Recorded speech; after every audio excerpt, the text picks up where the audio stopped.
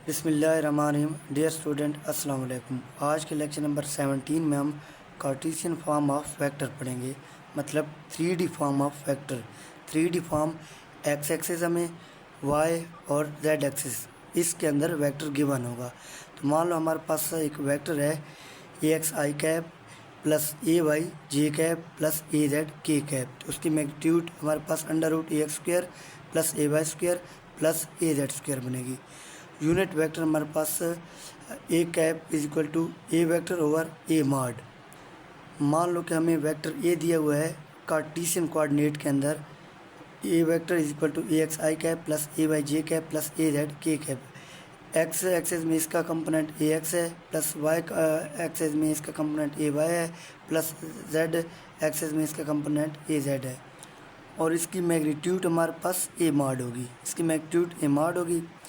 और ये vector A आ गया, ए मॉड आ गया। और यूनिट वेक्टर हमारे पास क्या होता है, उसी वेक्टर की डायरेक्शन में जो हम वेक्टर लेते हैं उसे यूनिट वेक्टर कहते हैं। यूनिट वेक्टर की मैग्नीट्यूड 1 होती है। यूनिट वेक्टर का क्या काम है, उसी वेक्टर जिसका हम यूनिट वेक्टर ले रहे हैं ये उसकी डायरेक्शन देता है। यूनिट वेक्टर हमें उस वेक्टर की डायरेक्शन देता है। फॉर एग्जांपल ए हमारे पास 2i कैप माइनस जे कैप प्लस 2k कैप है, तो इसका जो मैग्नीट्यूड होगा वो हमारे पास 3 आ जाएगा। यूनिट वेक्टर निकालना चाहते हैं इसी वेक्टर का, तो ए वेक्टर और ए मॉड। ए वेक्टर ये आ गया 2i कैप माइनस जे कैप प्लस 2k का ओवर ए मॉड हमारे पास 3 है, तो ये इसका यूनिट वेक्टर होगा। यूनिट वेक्टर क्या है, only to give direction to a vector.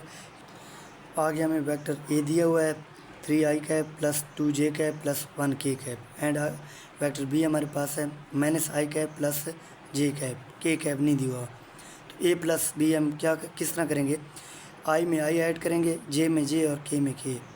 तो 3i cap minus I cap है, तो ये हमारे पास 3 माइनस 1 2i कैप आ जाएगा प्लस जे कैप जो हमारे पास यहाँ पे 2 है, जहाँ पे 5 है तो 7j कैप आ जाएगा प्लस जहाँ पे के कैप जो है 0 है तो ये प्लस 1 के कैप आएगा। आगे हमारे पास पोजीशन वेक्टर है। मान लो हमें एक्स वाई कोऑर्डिनेट में एक पॉइंट पी दिया हुआ है।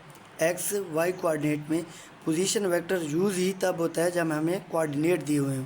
पोजीशन वेक्टर कब यूज़ होगा, जब हमें कोऑर्डिनेट दिए हुए होते हैं, तब ये पोजीशन वेक्टर यूज़ होता है। तो एक्स वाई कोऑर्डिनेट दिए हुए हैं, कोऑर्डिनेट के अंदर हमें एक पॉइंट पी दिया हुआ है जिसके कंपोनेंट एक्स और वाई हैं। कोऑर्डिनेट के अंदर एक पॉइंट पी दिया हुआ है जिसके कंपोनेंट एक्स और वाई हैं। और जो पॉइंट पी है ये विद रिस्पेक्ट टू ऑरिजिन होता है। पॉइंट पी क्या होता है हमारे पास, विद रिस्पेक्ट टू ऑरिजिन होता है। उस ऑरिजिन और पॉइंट पी को मिलाने वाली लाइन हमारे पास पोजीशन वेक्टर होती है। ओ पी हमारे पास क्या है, पोजीशन वेक्टर। तो यहाँ पे कंपोनेंट एक्स और वाई हैं, तो पोजीशन वेक्टर इसका क्या बनेगा, पी का x I cap plus Y ji cap. ठीक है। आगे डिस्प्लेसमेंट वेक्टर है। डिस्प्लेसमेंट वेक्टर को याद करने का आसान तरीका क्या है, final minus initial. Final minus initial हमारे पास डिस्प्लेसमेंट वेक्टर है। ये हमारे पास एक पॉइंट पी है, एक पॉइंट क्यू है, तो इसका फाइनल माइनस इनिशियल हमें क्या देगा, डिस्प्लेसमेंट वेक्टर देगा। तो x2 minus x1 I cap plus y2 minus y1 J cap. आगे हमारे पास एक न्यूमेरिकल है, a particle is moving such that its position coordinate X Y हमारे पास क्या है, 2 meter 3 meter at time t is equal to 0 पे, and 6 meter 7 meter at time t is equal to 2 second, and 13 meter 14 meter at time is equal to 5 second. Average velocity हमने बतानी है from t is equal to 0 to t is equal to 5 second. तो मान लेते हैं हमारे पास 3 position है। एक ए है जिस पे कंपोनेंट इसके 2 3 और टाइम हमारे पास 0 है। बी पे कंपोनेंट 6 और 7 है और टाइम हमारे पास 2 सेकंड है। सी पे कंपोनेंट 13 14 है और टाइम हमारे पास 5 सेकंड है।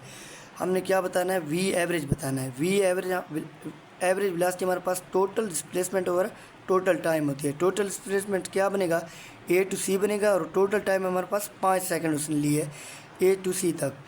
तो वी एवरेज हमारे पास बड़े में से छोटा माइनस करेंगे, 13 माइनस 2 आई कैप प्लस 14 माइनस 3 जे कैप ओवर टाइम टी हमारे पास क्या है, 5 सेकंड है। तो ये 11 आई कैप प्लस 11 जे कैप ओवर 5 बनेगा।